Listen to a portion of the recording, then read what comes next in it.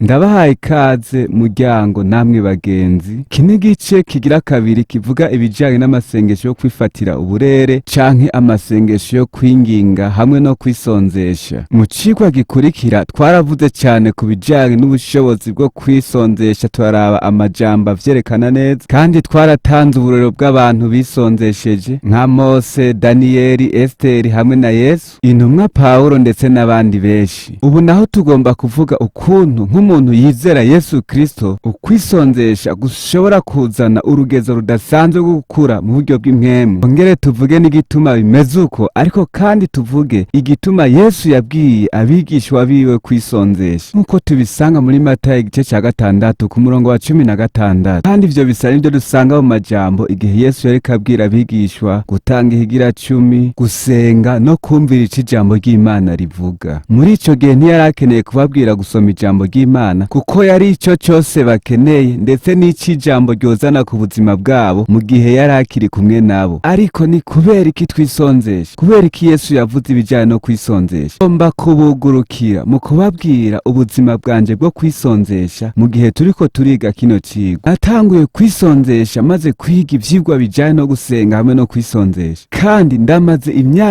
4 ndi muri ubwo buzima bwo kwisonzesha, kandi nisonzesha ibice biri hagati ya 65% na 70% vy'imisi igize indwi. Ni kenshi iyo ndabibwiye abantu ntibavyizera, ariko muze mubaze umugore wanje azobabwira incuro nisonzesha. Maze gutangura ico gikorwa cyo kwisonzesha niho natahuye impamvu Yesu agomba ko twisonzesha. Nkibitangura umugore wanje vyaramutangaza nk'uko bishobora kuba bitangaza n'abandi bantu, kandi nari nzi yuko hari ivyo nariko ndacangwa bitanezera Imana, ariko biciye mu ntambuko zo gusenga no kwisonzesha niho nageze ku rundi rugezo rwo gutahura Imana, hama ndengera ibibazo vyose nariko ndacanga mu buryo bw'umubiri canke ibintu vyose bishobora kuntera intege nke. Gezaho nagiriraniye ubusabane n'Imana mu buryo budasanzwe. Iyo nimwe mu nyungu dusanga mu kwisonzesha, kugiriraniye ubusabane n'Imana hamwe no kumva ijwi ry'Imana ku rugezo rwimbitse cyane. Ukwisonzesha ntabwo ari ikintu dukora ku bw'itegeko. Maze kumva abantu benshi bavuga ubushobozi barose biciye mu kwisonzesha. Handitse cyane muri Bibiliya ko igihe twisonzesheje dufata ivyiyumviro vyacu vyose tukabitumbereza ku Mana, hama tugatahura ico Imana itugomba. Turashobora kwibaza kino kibazo: kubera iki Yesu yabwiye abigishwa biwe gusenga? Kubera ko yatahura yuko kugira ngo bashobore kuba abigishwa bashitse bakorana n'Imana Data bari muri ino si y'ikinyavyaha igenzurwa n'ububasha bw'umwiza, bategerezwa kwisonzesha se bakiga ingene bocecekesha umubiri wabo kugira ngo barongorwe n'ijambo ry'Imana, hama bashobore gukora ico Imana igomba. Nibiki vyabaye muri Edeni, kandi ni kubera iki vyabaye kurya vyabaye nyene. Imbere yuko Adamu na Eva bacumura ntibari bakeneye kwisonzesha, bari bafitaniye ubusabane budasanzwe n'Imana. Impwemu y'Imana yarazi kaganira nabo, bari bemewe n'Imana kandi bari bafitaniye ubucuti bukomeye n'Imana, kandi ntibari bakwiye kumvira ikintu na kimwe kivuye ku bubasha bw'umwasi canke ngo bakire ikintu cobakura ku Mana, kuko ububasha bw'Imana bwabana nabo. Ariko bamaze kugeragezwa hama bakagarariza Imana, icaha nico caciye kigira ububasha bwo kuganza mu buzima bwabo. Kandi abisigure gato ndiko ndavuga ukungene icaha gishobora kuganza mu buzima bw'umuntu. Turabibona cane mu gitabo c'Abaroma igice c'7 igihe Pawulo yariko avuga ubuzima bwiwe, bisiguye akoresheje umwanya wa kubu, ariko aravuga ububasha bw'icaha ndetse n'ububasha bw'ikigeragezo mu buzima bwiwe. Kubera iki yavuze ivyo? Kubera ko intumwa Pawulo yatahura ko no mu gihe twakijijwe ndetse na mpwemu yera akaba ari muri twebwe, nk'uko tubibona muri Yohana igice ca 14 ku murongo wa 17, shika tugacumura kubera ko tubandanye twambaye uno mubiri nyene. Kuno mubiri ushobora kutugerageza hama ukadukwegera gukora icaha. Mu cete ca mbere c'Abikorinto igice ca 15 batubwira ko umubiri utazoraga ubugingo budashira, uzokugwaho hama twambika umubiri musha utunganye. Rero dukwiye kuba maso mu gusuzuma ukungene no mubiri wacu ushobora kudukwegera gukora icaha hama ukabuza impwemu yacu gukura. Rero muri ivyo bibanza bine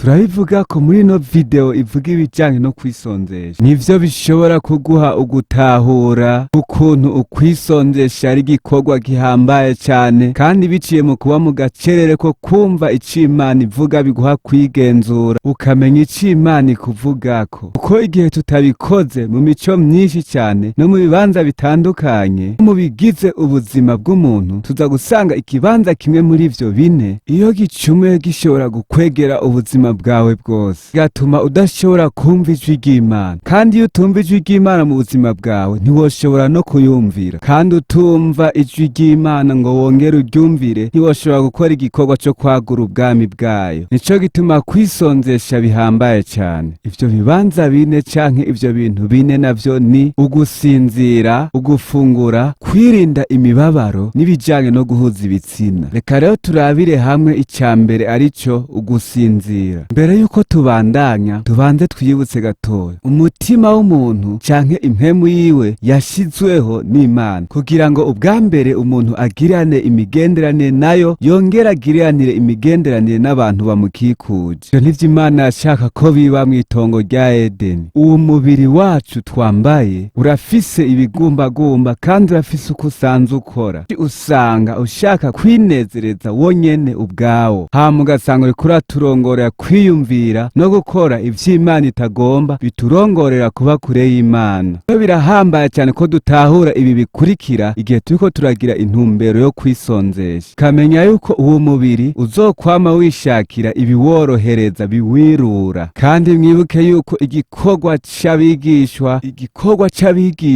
igikorwa c'abakristo bose kenshi carabamo ingorane zitandukanye. Kusanga umuntu ashaka gukora ico ijambo rimubwira mu gihe umubiri nawo atarico uba ushaka gukora. Rero ivyo dushobora gukora, ivyo dushobora kwimenyereza, bishobora gutuma turonka ubushobozi bwo kunesha ibibazo bitewe n'umubiri wacu no gusenga no kwisonzesha. Nico gituma Yesu yabwiye abigishwa kwisonzesha. Ngomba kubaha amajambo abafasha gutahura cyane. Tuyasanga mu cete ca mbere c'Abikorinti igice ca 15 kuva ku murongo wa 50, aho Paulo avuga uku gukurikira: ariko bene data ico mvuga ni yuko ab'inyama n'amaraso badashobora kuragwa ubwami bw'Imana, kandi bibora bitaragwa bitabora. Paulo yariko aravuga uno mubiri w'inyama n'amaraso. Naho twoba twaramaze gukizwa, uwo mubiri ubandanya kugeragezwa n'icaha, kandi uwo mubiri nyene uzopfa, ntuzoragwa ubwami bw'Imana. Tuzokwambikwa uwundi mubiri mushasha. Ariko bisigura yuko igihe tukiri ngaha ku isi, ubwami bavuga mu cete ca mbere ca Yohana igice ca 5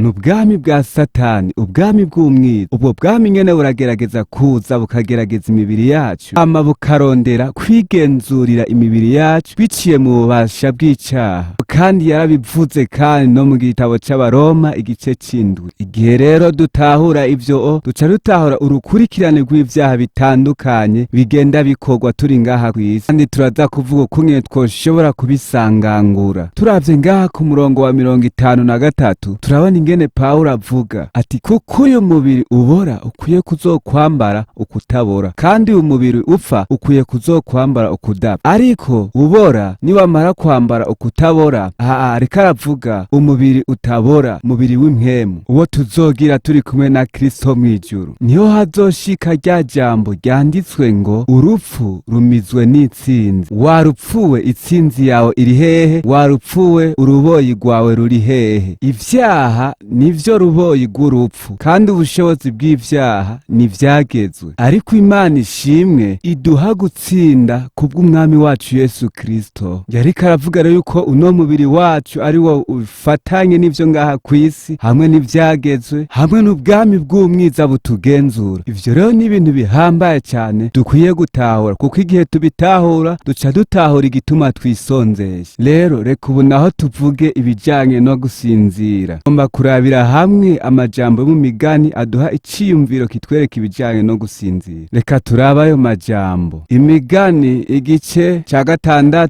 kuva ku murongo w'10 kugeza ku murongo wa 11 havuga ngo hingece agatiro gakeya mbe ndisinziriye gatoya nisegura ukuboko gatoya niboterere uku ni ku bworo bwawe buzogushikako nk'umwambuzi n'ikigoyi kizogushikako nk'umuntu w'umugwanyi. Ndakunda uwo murongo cyane kandi n'umurongo ukomeye cyane. Turabire hamwe ivyo uno murongo uvuga. Ugusinzira ni ikintu ciza cyane kandi Imana iyo yashizeho itiro kugira ngo dushobore gusinzira, ndetse igice ca gatatu c'ubuzima bwacu tukimara dusinziye turaza kwivuga ko cyane muri kano gace kavuga ibijanye no gusinzira. Yuko dutegerezwa kuronka akanya ko kuruhuka ni kimwe mu mugambi w'Imana kuri twebwe. Amajambo ariko arashaka kuvuga igihe umuntu ashize imbere ibijanye no gusinzira akaba yavyagira nk'inshingano ziwe nyamukuru. Bavuze yuko ubworo bwawe uzoca bugushikako nk'umwambuzi. Bashatse kuvuga mu buzima bwacu bwa misi yose duhaye agaciro itiro gusa ntidukore hama ngo turondere Imana twongere dukore, ikigoyi kizogushikako nk'umuntu w'umugwanyi. Nivyo bashatse kuvuga muri ano majambo. Mbega urashaka kumenya igituma abantu barushe cyane usanga basinzira cyane? Kubera ko umubiri uba wamaze gucika intege cyane udashoboye guhangana n'ingorane zo mu buzima. Mbega nibiki abantu bakora igihe bari mu bihe bigoye? Birashobora gushaka ko mwese mwamaze guca mu bihe bigoye. Turiko turaca mu bintu bigoye cyane, ikintu dukunda guhurira ko twese nuko kenshi usanga twaruhijwe n'ibihe tuba turiko turacamo, tukumva turushe cyane. Umuntu arose akaryo aca asinzira cyane kugira ngo yirinde ibihe bigoye aba ariko aracamo canke biba vyamubabaza. Ko itiro rishobora kugabanya uburemere bw'ikintu kiba cagushavuje canke kiba cagushikiye, ariko dukwiye kuba maso tukamenya mbega ni ryari dusinzira kugira ngo dusuzume neza ko tutasinzira mu gihe twategerezwa kuba turiko turakora ivyo dufitiye inshingano zacu canke ivyo twategerezwa gushikako mu buzima bwacu bwa misi yose. Uko ico ubwami bw'umwiza bukora nuko buduhenda bukagomba kudukura mu vy'ikimazi twagomba gukora, ariko bukagomba kudukwegera mu bitari vy'ikimazi tutari dukwiye gukora. Rero tubimenye neza, turakeneye kuruhuka, turakeneye gusinzira, ariko ntidukeneye ikintu na kimwe kitubuza gukora ico twategerezwa gukora. Abantu baboneka nk'abafise ukuboko kw'Imana ku buzima bwabo baganzwa n'itiro mu buzima bwabo. Tangara cyane musomye ibitabo by'abantu b'ababahitsi nka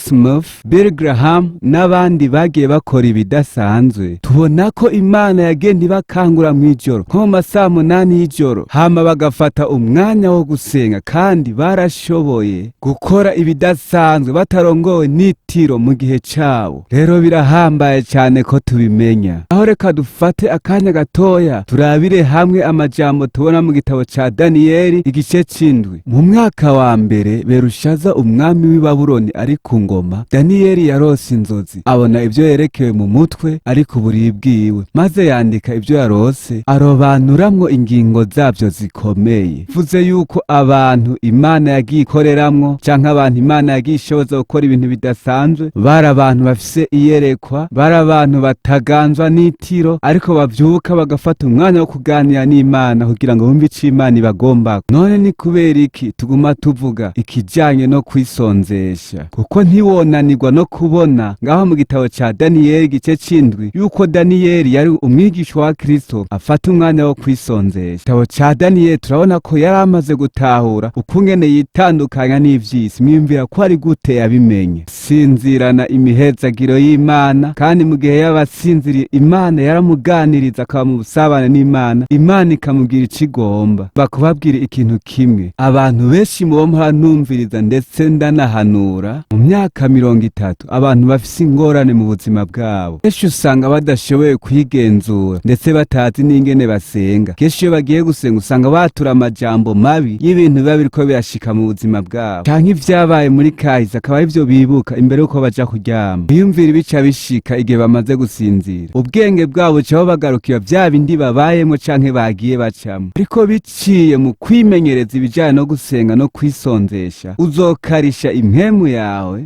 uzoba ushoboye imbere yuko uja kuryama kudasenga ivyo wamye wiyumvira canke kutiyumvira ibintu bikubuza gukura mu nzira y'Imana, ariko uzoba ufise umutwe bigukuza mu nzira y'Imana. Niho uzobona imihezagiro y'Imana, hama Imana igushitseko amasezerano yayo yavuze mu vyakozwe n'amakuru izosuka mpemu kubahe n'umubiri bose, hamutangure kumenya ivyo Imana igomba, aho ivyo biganza ubuzima bwawe. Ico gituma ugusinzira guhambaye cyane kandi gusigura turangura ibirenze ivyo twiyumvira. Rero biciye mu kwisonzesha no gusenga, iyo dusinzira Imana iraheza ikaza ikaganira natwe, tukamenya ubugombe bwayo ku buzima bwacu, kugira ngo ntitubeho uko twebwe tugomba ariko tubeho uko igomba. Rero ukwisonzesha kuzogufasha kumenya ibishika mu gihe uba usinziriye, canke umenya igihe bimwe bimwe bitaba biriko birashika mu gihe uba wamaze gusinzira. Hama kandi bizoguha akaryo ko kuvyuka gusenga, kugusenga ariko kuguha kumenya ivy'imwemu bihambaye cane ukwiye guharanira no kurondera. Mwemu yera azokuganiriza akwereka ivyo ukwiye gukora mu buzima bwawe. Reka tuvuge ikindi kintu gikurikira ibijanye no kwisonzesha bidufasha, naco kijanye no gufungura. Kadufate rero umwanya mutoya tubivugeko neza ibijanye n'ifungurwa canke gufungura, kandi ndagomba kubivugako cane kuko ibijanye no gufungura, ifungurwa ni ibintu bihambaye cane ku buzima bw'umuntu, kandi birajanye n'ibijanye no guhuza ibitsina. Ivyo muganda aza kubivugako nitwabigerako. Ngomba kuvuga ku bijanye n'ifungurwa gusa.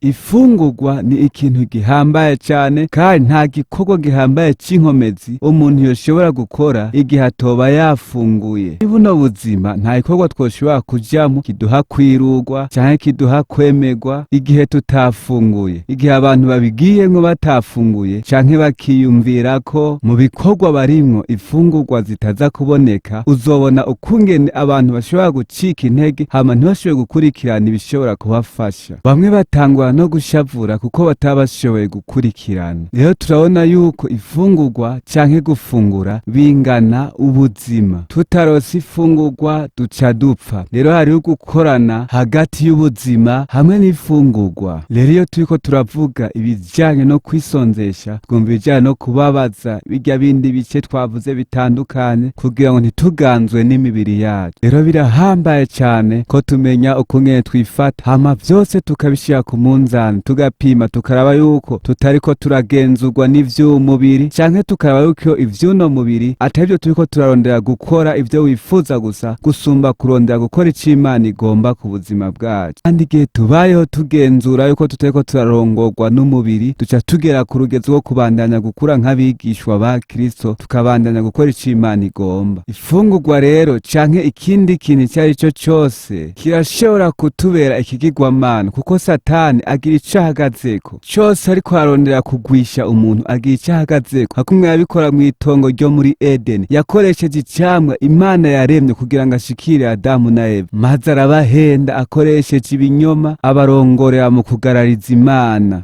bica bituma umuvumo uza kw'isi nk'uko vyagenze. Twariko turavuga ibijanye n'ifungurwa, turazi yuko abantu benshi bagira ingorane zo kugira ibiro vyinshi bivanye no gufungura cane. Muri Amerika hari ibice vya 2 bigira ingorane zitewe no gufungura. Ica gatatu kimwe ni c'abantu bagwaye obesite bitewe no gufungura, hama ikindi ca gatatu ni c'abantu bafise ibiro vyinshi, kandi ivyo vyose biva ku gufungura. Kandi ivyo birafise ico bisigura ko abantu barya ifungurwa nyinshi kugira ngo binezereze zirengeye izo umubiri wa Kristo wari ukeneye. Ico rero si ikintu ciza, kuko imibiri yacu ni ingoro za mpwemu yera. Cose turiko turarondera kwinezereza, haba mu gufungura canke mu guhuza ibitsina canke mu bindi bintu bitandukanye, abikora tutariko turondera kunezereza Imana mu buzima bwacu. Dukeneye kwisuzuma twebwe ubwacu, hama tukarondera mpwemu yera kugira ngo atunagure, kugira ngo dutangure gukora ibintu neza nk'uko Imana igomba. Ugomba gukoresha umurongo umwe ushobora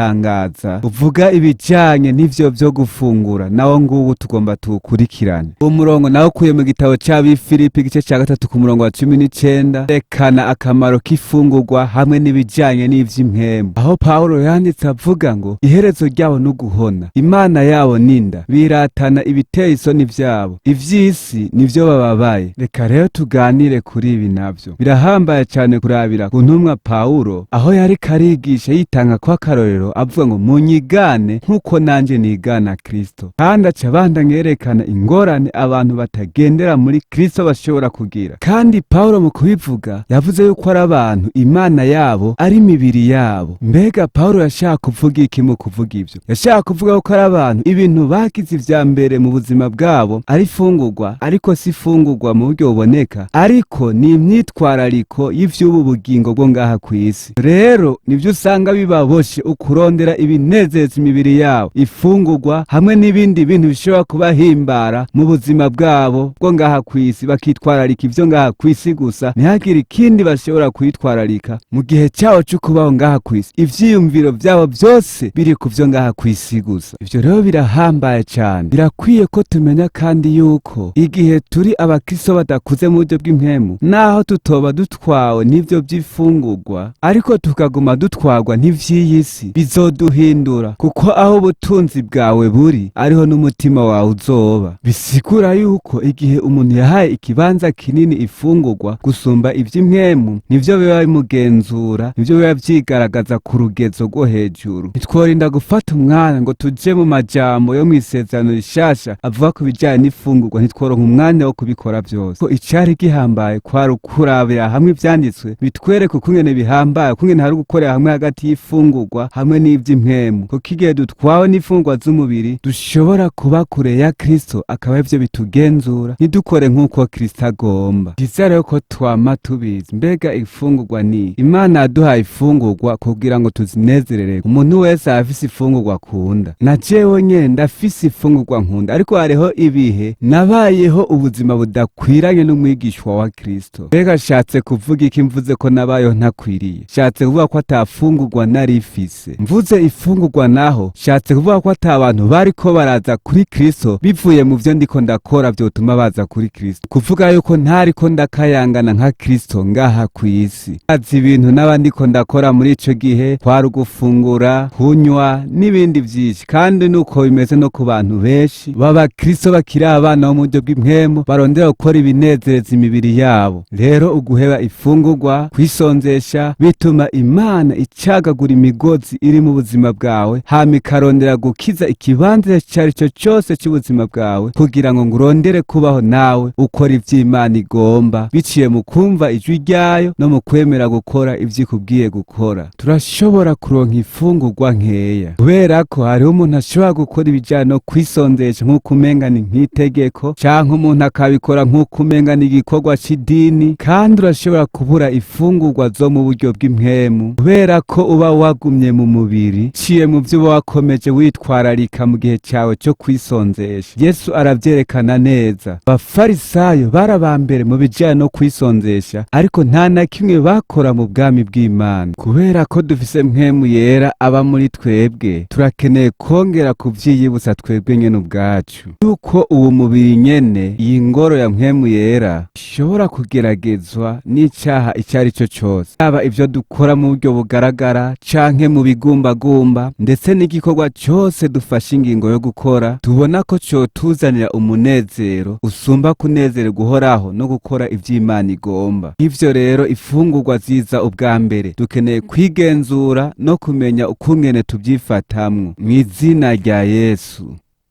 Iki ni kibanza ca gatatu co mu bibanza bigize umubiri wacu. Tugiye kuvuga ibijanye no kwirinda umubabaro. Twari twabivuze ko gatoya yuko uno mubiri kenshi uhangana n'ibiwubabaza, kandi kenshi na kenshi hari aho usanga bigoye cyane yuko ushobora kunesha. Hari n'igihe natwe tugerageza gutandukanya ivy'uwo mubiri hamwe n'ivy'impwemu, ariko twebwe muri Sentinels for Christ ntavyo dukora, kuko impwemu y'Imana ntigaragara mu buryo dushobora kubonesha amaso. Nibaza ko tutobishobora twebwe kubitandukanya. Nk'akarorero, igihe no kwihonda ngaha ku rutoke rwanje nkoresheje inyundo kubera ko ntitwararitse kwiraba neza, ikintu ca mbere nza kumva nuko ca numva umubabaro mu bigumbagumba vyanje, kandi bitewe n'ububabare nza kuba ndiko ndagira, ndashobora kugira ikintu mvuze n'abankikuje bashobora kumva gitewe n'umubabaro mba nagize. Rero igihe kitaba ari ciza, mba nkeneye mpwemu yera nkihana ubugira kandi kugira ngo mbabarire, kubera ko mba navuze amajambo y'umuvumo kuri uno mubiri wanje, kandi ari ingoro ya mpwemu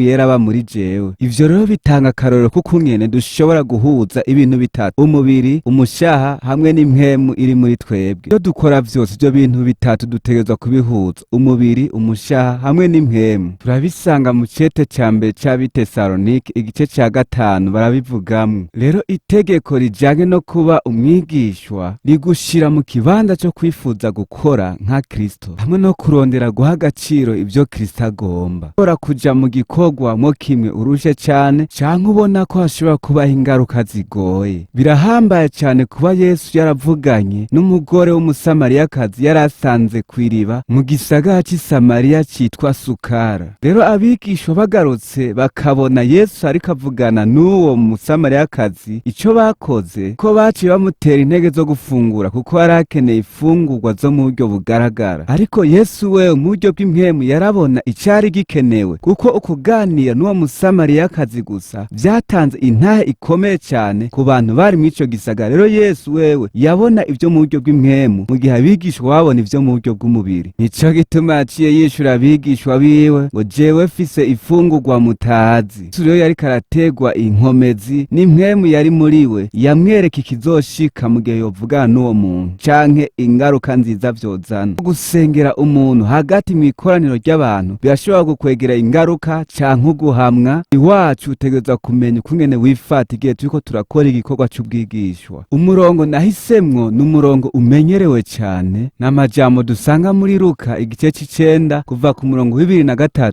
kugeza ku 25. Katuwukurikirane. Abwira bose ati umuntu niyagomba kunkurikira niyiyanke, yikoreye umusaraba wiwe uko bukeye ankurikire. Kuko ugomba gukiza ubugingo bwiwe azobubura, ariko uzoheba ubugingo bwiwe ku bwanje azobukiza. Kandi umuntu vyomumarira iki kunguka ivyo mw'isi vyose niyabura ubugingo bwiwe canke niyabwakwa kw'iciro? Icamwa c'ubwami bw'Imana kenshi gikurikirwa n'amaraso, intuguta hamwe n'amosozi y'abigishwa. Abantu bose bagiye baba abigishwa b'Imana si babandi tuzi batinya ingaruka z'igikorwa baba bariko barakora. Ko ico dukwiye kumenya mu gihe turiko turakora ivyo nuko Imana yaduhaye imibiri yacu, kandi imibiri yacu yaduhaye nk'ingoro za mpwemu yera. Dutegerezwa kuyigaburira kandi tukagira imyimenyerezo kugira ngo imibiri yacu igume imeze neza. Abantu rero batazi gukoresha neza ico imibiri yabo yaremewe, uzosanga bariko barabaho mu gukora ivyo Imana itagomba canke mu gukora ivyo batategerezwa gukora, kandi ivyo si vyiza. Na jewe ubwanje birambabaza, kuko ikintu cose umuntu akora akwiye kubanza gusuzuma neza ko gihuye n'ubugombe bw'Imana ku buzima bwiwe. Mu bijanye n'ibigumbagumba, abantu bashaka kuba barongowe n'ibigumbagumba vyabo kenshi usanga banka kuba mu busabane n'Imana. N'abantu usanga bashaka kubaho kwabo nyene birongora, usanga ata migenderanire igaragara bafitaniye n'Imana. Kubera kugirana imigenderanire myiza n'Imana sigura yuko urondera gukora kirya ciza Imana igomba, nk'uko na mugenzi wawe ugomba kumukorera iciza nawe abagomba. Kandi ubikoze uko ndakubwiza ukuri yuko bishobora kugira ingaruka nziza ku buzima bwawe, kuko urashobora gufata ingingo yo guhitamwo kubabarira mugenzi wawe hamwe no kubandanya gukora ico Imana igomba. Kandi igihe uzobikora kuri uwo muntu kanaka uzoba uriko uragwiza imigenderanire. Ibijanye no kuza imigenderanire myiza n'abantu ndetse n'Imana tubisanga muri Yesu Kristo ubwiwe. Rero natwe niko twifuza kubikora muri Sentinels for Christ. Rero ugukuza ivyo bintu navuze vyerekeye amasengesho hamwe no kwisonzesha vyagaragara kuri Yesu nk'uko tubisoma mu bitabo vy'ubutumwa bwiza, n'ibintu bishobora kugira ingaruka kuri twebwe. Mugabo ntituzoba abantu bafise isiguro bagira ico bamaze mu bwami bw'Imana kandi baronka ubushobozi bwo kuganza uburere biciye mu masengesho, gihe twogira ubwoba ntitubabaze imibiri yacu maze turondere ico Imana ivuga ku buzima bwacu n'ikigomba ko dukora. Ibintu bihambaye cyane. Reka turabe uwundi murongo wo mu Bifilipi, amajambo Paulo yanditse mu Bifilipi igice ca mbere ku murongo wa 29 havuga ngo kuko ico mwagabiwe ku bwa Kristo atari ukwizera gusa, ariko mwagabiwe no kubabazwaho bwiwe. Iyumvire kuri ayo majambo. Icanyuma kivuga ibijanye no guhuza ibitsina. Nashimye kuvuga ikintu gihambaye cyane ku mpera ya kino cigwa kijanye no guhuza ibitsina. Ndagomba ko umenya yuko ari kimwe mu bibazo bihambaye cyane bigwanya umubiri wacu, kandi iyo tutabigenzuye neza ngo tumenye uko twitwara birashobora kuganza ubuzima bwacu bwose. Rero ndiko ndavuga ibijanye no guhuza ibitsina, shatse kuvuga ibijanye n'ubusambanyi canke imibonano mpuzabitsina yose, ndetse ivyo vyose binyuranye no kuba abantu baragiraniye amasezerano yo kubana. Birahambaye cyane ko tuvyibuka. Ibintu vyose dukora, vyaba ibijanye no kurangura amabanga y'abubatse canke kumwe dukoresha amahera, igihe tutisunze ivyanditswe vyera Imana yaduhaye, turashobora kuzimira ntidukore ico Imana igomba. Kubera ko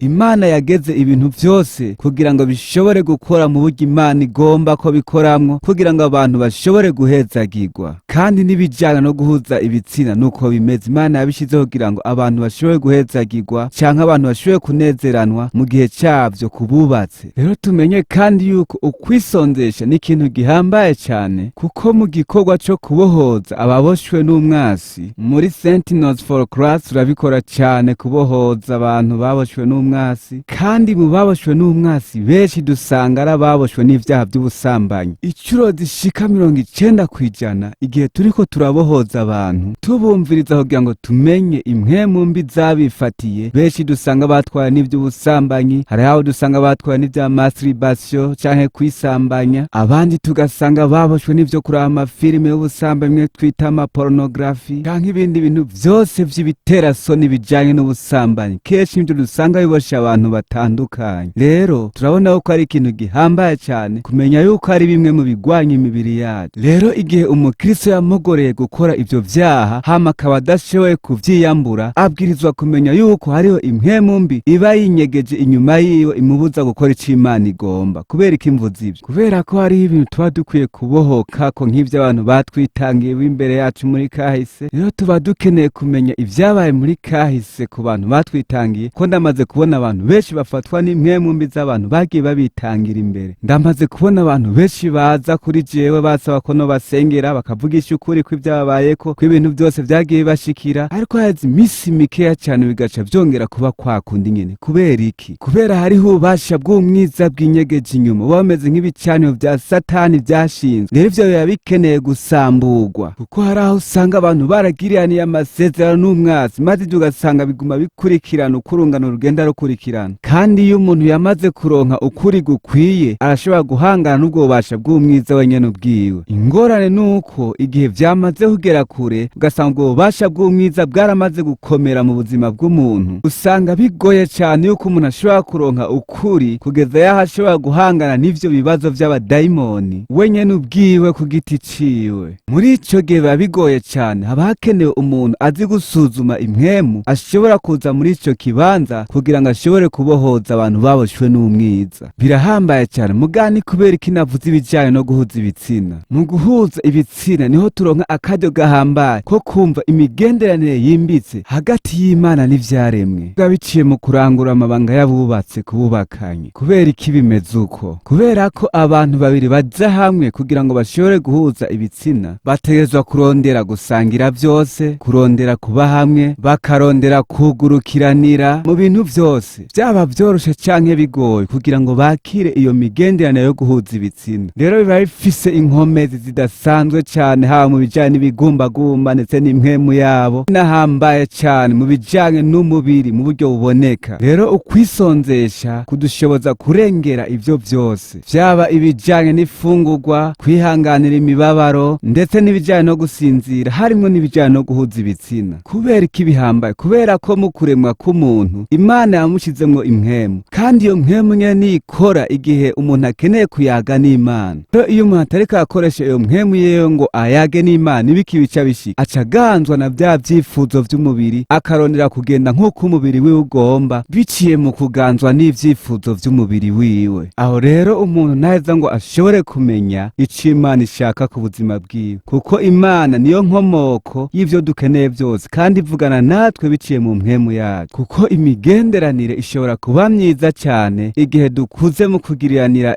ubucuti n'Imana, hama tukama turondera gukora ico Imana igomba, niho Imana ikidukuza ikatugeza ku rundi rugezo, tukabandanya kuba ico Imana yari igomba ko tuba. Rero ivyo bica bigaragara mu buzima umuntu abayeho bwo kurondera Imana, kandi turabishimikirako cyane muri Sentinels for Christ. Tugerageza kwigisha ibijanye no kugiriranira imigenderanire n'Imana, kuko tuzi yuko ari ikintu kimwe mu bintu nyamukuru bihambaye mu guhindura abigishwa ba Kristo, aho dufata ivy'Imana yashize muri twebwe hama tukabinezererwa, hama tukabisangiza bagenzi bacu. Igihe usanga rero abantu bagomba kumenya amakuru canke kuyarondera biciye mu bijanye no guhuza ibitsina, kandi barayaronka n'ivyo, ariko ivyo ntabwo bitanga ukwirurwa, kandi sivyo bituma umuntu agirana ubucuti bukomeye n'Imana. Muga kandi n'ikijanye no kwahukana ni ikintu giteye umubabaro cyane, kuko bituma wibuka bwa bumenyi bwose wari warose igihe mwagiraniye urukundo, igihe mwahuza ibitsina n'ibindi bitandukanye, hama bigatera umuntu kwiyumvira kurondera uwundi washobora gukora nk'ivyo bahora bakora n'uwaba yagiye. Rero ni ibintu bibi cyane. Rero ibijanye no kwahukana ni ibintu bibi cyane byica impwemu y'umuntu, kandi iyo bigeze kuri urwo rugero birashobora gusambura umuntu maze agasigara aganzwa n'ububasha bw'umwiza. Ivyo navyo biva ku mwasi Satani. Nico gituma dusomye Bibiliya dusanga hariho amajambo menshi cyane agwanya ibijanye no kwahukana, kuko ari ibikorwa vy'umwiza Satani aba akeneye kugira ngo ashobore gusambura abantu n'abandi, kuko igihe vyashitse nk'uko birasambura abantu, kandi kenshi na kenshi abantu vyabayeko usanga badashoboye kuva muri uwo mubabaro uba watewe no kwahukana. Rero ni ikintu kibi cyane dukwiye kwirinda. Reka rero tuvuge ukungene abantu benshi biyumvira ibijanye no guhuza ibitsina. Uharuye mu biharuro biri hagati na hagati, abagore biyumvira ibijanye no guhuza ibitsina icuro 9 ku munsi, hama abagabo nabo bakavyiyumvira icuro zishika 19 ku munsi. Kandi nyimba warabanye n'ugwaruka canke mu mashure yisumbuye, urazi yuko ivyo ushobora kubigwiza na 10. Mu 2009 umugwi umwe witwa Bana Group warakoze ubushakashatsi ku bapastori bamwe bavuga butumwa. Hama muri ubwo bushakashatsi bwakozwe basanze mu bapastori bashika 90,000 ibice birenga 50% vyabo muri bo bari bafise ingorane ijanye n'amafilme ya pornography. Nababwiza ukuri yuko Yesu adakunda abungere barongora amashengero bagifise iyo ngorane ijanye no kuraba amafilme y'ibiterasoni, kuko mu mashengero barongoye barashobora gufata ingingo zijanye n'ivyo bijanye n'ibiterasoni vyo guhuza ibitsina mu gihe baba babigize ubuzima bwabo canke mu gihe nabo baba babibamwo ari abungere b'amashengero. Rero mu gihe uri umurongozi w'umukristo hama ukaba wumva ufise ingorane ijanye n'ibijanye no guhuza ibitsina, nagombaho gutera intege zo gufata umwanya ukwiye wo gusenga, wumvirize ijwi rya mpwemu yera, hama ugwane n'ivyo bibazo imbere yuko bikugwana kugira ngo bishobore kukurongora, kuko nutabikora bizokuganza. Kandi ndagukunda mu gihe ndiko ndakubwira ibintu nk'ibi. Maze imyaka ishika 40 ndi mu gikorwa c'Imana, kandi maze imyaka nk'iyo nyene nkora igikorwa co guhanura no kumviriza abantu. Narasuzumye igituma Imana ishaka ko twisonzesha, kandi narabibayemwo ndaraba ukungene ukwisonzesha bituma uba mu mwanya w'agacerere ukumva ic'Imana ivuga ku buzima bwawe, hama ukumva ijwi ry'Imana mu buryo utigeze kuryumva. Ariko nagomba kukubwira yuko vyangwanya ubwa mbere vyose vyagiye kubera ko igihe Yesu umurondeye nawe araza haguha inkomezi zo kunesha ivyahora bikunesha. Rero nagomba kubatera intege igihe hari ikintu kiriho kirakugwanya, na cane cane ibijanye no guhuza ibitsina, mukarondera kwirongora mu gukora ivy'Imana itagomba, aho ntubu kiri mu nzira y'Imana, kandi ivyo sivyo Imana yari yiteze, sivyo Imana yagomba ko tujamwo igihe yaturema. Yifuza ko tworangura amanga yabubatse igihe twoba twubakanye biciye mu muco nk'uko Imana igomba. Rero igihe umuntu abandanya kubikora nk'uko aca amugorera gukora ivyaha, hama bikazorangira arivyo bisigaye bimugenzura, asigaye arongorwa n'ivyifuzo vyiwe. Ico rero si ikintu ciza na gatoya. Rero ukwisonzesha ni ikintu gihambaye cyane. Ibihe vyose bigoye vyagiye bishika mu gikorwa canje, ndetse nabo twari kumwe twaronka inkomezi biciye mu mwanya wo kuba mu gacerere, tugashiraho amaprograme yo gusenga no kwisonzesha kugira ngo twumve ic'Imana ituvuga. Rero kwisonzesha no gusenga vyatubereye ikigwanishwa gihambaye cyane. Rero ukwisonzesha kurahambaye cyane. Ntuzokwigera uronka inkomezi zigushoboza kunesha ibikugwanya muri buno bugingo igihe udasenga ngo wongere wisonzeshe. Birahambaye cyane, birahambaye cyane kubitahura. Ni wawe uri umurongozi w'ishengero cyangwa umurongozi kanaka, ugatahura ukuntu kwisonzesha kugufasha kubandanya gukorana no kuba mu busabane n'Imana, hama bikadushoboza kugenda nk'uko Imana igomba mu kibanza icyo aricyo cyose cy'ubuzima bwacu, kandi bidufasha kugirana ubusabane na bagenzi bacu bo mw'isengero. Abantu abari bose, baba abagabo bagenzi bacu, abamama canke abantu bose bo mw'ishengero, abizera bose, reka dukurikirane iyindi mirongo ibandanya kudufasha muri kino cigwa. Reka turabire hamwe n'amajambo ari mu cete ca mbere c'Abikorinto igice c'9 ku murongo wa 25 kugeza 27. Ntimuzi yuko mu birori abasiganwa biruka bose, ariko uhegwa kabumwe, namwe abariko mwiruka kugira ngo muronke impera, kuko umuntu wese azorushanywa yitegura muri vyose. Abo bagenza batyo kugira ngo bahabwe igitsibo gishira, ariko twebwe tugenza dutyo kugira ngo duhabwe ikitazoshira. Nuko nanje ndiruka, ariko sinkutazi yaje. Aho ni Paulo ariko arivuga. Nkubitana ibipfusi, ariko sinkuhusha, kandi ndwanya umubiri wanje nkawuhindura umuja, kugira ngo kumbure maze kwigisha abandi, nanje ubwanje sinze mboneke ko ntemewe. Reka dukoresha no majambo mu gutsindagira ivyo twavuze mu bijyanye no kuba mu gacerere kugira ngo twumve ico Imana itubwira. Ngaha muri kino gice c'icenda intumwa Pawulo ntariko aravuga ibijyanye n'imyimenyerezo yo mu buryo bw'impwemu. Yavyigishije akoresheje amajambo yo kugereranya n'abakora imyimenyerezo yo mu buryo bw'umubiri. Mugabo wewe yariko avuga ko ahiganwa mugabo adahiganwa nkabo, aho yavuze yuko ahindura umubiri wiwe akawugira umuja. Kandi ngaho yariko aravuga umubiri wo mu buryo bugaragara. Nivyo Pawulo ngaho yariko arigisha kugira ngo yerekane ukungene tudakwiye kugwanywa n'imibiri yacu ngo idukure mu kurondera Imana. Rero bimwe twamye tuvuga bijanye n'imibiri yacu itugwanya, turabona yuko n'intumwa Pawulo yarabizi, aho yavuze ngo ahindura umubiri we akawugira umuje. Nawe bigaragara ko yarabizi, yarazi yuko igihe tutabaye maso umubiri ushobora kutugwanya. Rero ngaha tubona atari kavuga ibijanye no kwisonzesha, ariko yariko avuga yuko igihe umubiri wacu ari ugiye hejuru ukatuganza ushobora kutukwegera ingaruka zo kutumva ijwi ry'Imana hama ngo dukore ico Imana iriko iraturonderako gukora. Nico gituma Yesu ariko aradusaba kwisonzesha, kuko muri ino si y'ikinyavyaha aho usanga Satani ari we yiganziye, jambo yo muri Yohana hamwe no mu Bikorino tubandanya kubona uko ino si ibandanya kugenzurwa n'ububasha bw'umwiza. Iyi mibiri yacu ibandanya kugeragezwa ndetse ikabandanya kuganzwa n'icaha, kuko turazi yuko ari imibiri ibora kandi si izobona Imana, impwemu yacu ntizobona Imana.